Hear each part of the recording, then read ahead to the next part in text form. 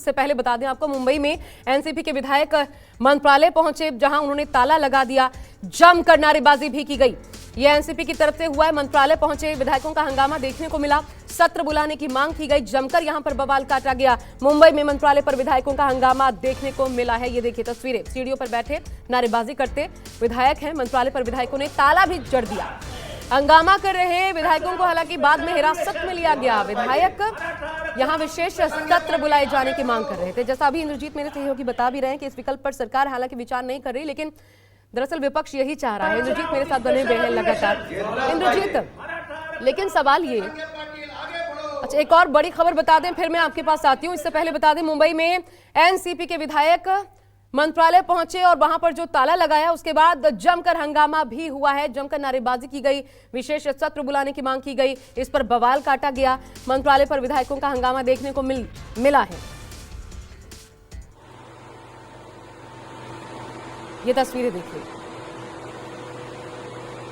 लेकिन दूसरी ओर क्या हो रहा है, दरअसल सड़कों पर बवाल की भी तस्वीरें सामने आ रही है और इस पर सीएम एकनाथ शिंदे का पक्ष भी सामने आ चुका है। सरकार इसे किस तरीके से ले रही है वो स्पष्ट हो चुका है। उन्होंने कहा इसे बिल्कुल जायज नहीं ठहराया जा सकता। आरक्षण मराठा समाज का हक है, लेकिन आरक्षण के नाम पर हिंसा ठीक नहीं है। सभी दल हिंसा के खिलाफ है। मैं इंद्रजीत सिंह का रुख कर रही हूँ एक बार फिर। इंद्रजीत, ये हालात क्यों? मनोज जरांगे पाटिल की तरफ से 29 लोगों की अगर जान जाती है तो उस समुदाय का नेतृत्व कर रहे हैं आप, आपकी भी जिम्मेदारी बनती है कि एक अपील लोगों से करें कि ये नहीं होना चाहिए। सड़कों पर जो हिंसा देख रही है, क्योंकि इससे तो किसी का भला होने नहीं वाला, ना ही इससे आरक्षण मिलेगा। सरकार भी सख्ती से निपट रही है, आपने बताया। दूसरा, अगर सर्वदलीय बैठक में, दोनों सवालों का जवाब दीजिएगा, सर्वदलीय बैठक में अगर सभी दल पहुंच रहे हैं तो ये अलग से इस प्रकार का विरोध सरकार के खिलाफ सीढ़ियों पर बैठ गया, वहां फिर गिरफ्तारी होती है, ये सब क्यों? एनसीपी का रुख ऐसा क्यों?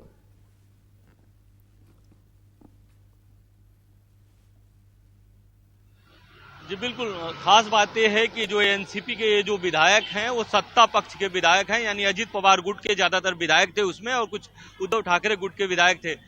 ये ज्यादातर मराठा विधायक हैं और उन इलाकों से आते हैं जहां पर ये मराठा आरक्षण की आग ज्यादा फैली हुई है, जहां पर तोड़ फोड़ हो रहा है, जहां पर आगजनी हो रही है, जहां पे 5 जिलों में संचार बंदी है।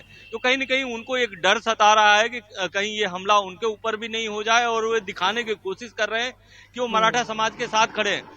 लेकिन सबसे बड़ी बात यह है कि वहां पर जितने भी विधायक प्रोटेस्ट कर रहे थे, मंत्रालय में ताला लगाने की कोशिश की, उन विधायकों को पुलिस ने हिरासत में तो लिया, लेकिन उससे पहले उनकी जो मांग थी कि सरकार विधानसभा का विशेष सत्र बुलाए, जबकि जो ऑल पार्टी मीटिंग हुई उसमें सरकार बिल्कुल भी तैयार नहीं थी कि विधानसभा का विशेष सत्र बुलाया जाए। तो कहीं न कहीं एक विरोधाभास दिखा। दूसरी बात यह है कि मनोज जरांगे पाटिल ने लोगों से शांति बनाए रखने की अपील जरूर की थी, लेकिन रह रह के वो धमकी भी देते हैं, लेकिन वो बार बार शांति बनाए रखने की अपील करते हैं और ये कहते हैं कि आंदोलन लंबा चल रहा है तो आप शांति से आंदोलन चलाएं। लेकिन इस बीच मनोज जरांगे पाटिल लगातार ये भी कहते हैं कि हम मुंबई की तरफ कूच करेंगे, हम यहाँ पर जाएंगे, वहां पर जाएंगे।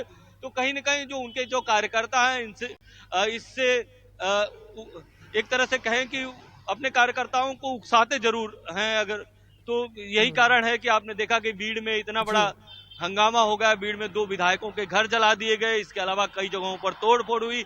सिर्फ आज अगर मुंबई की बात करें तो मुंबई में शिंदे गुट के एक दफ्तर में तोड़फोड़ की गई है। इसके अलावा आगे क्या अपडेट आता है आप इंद्रजीत नजर जरूर बना के रखिएगा। फिलहाल के लिए शुक्रिया आपका।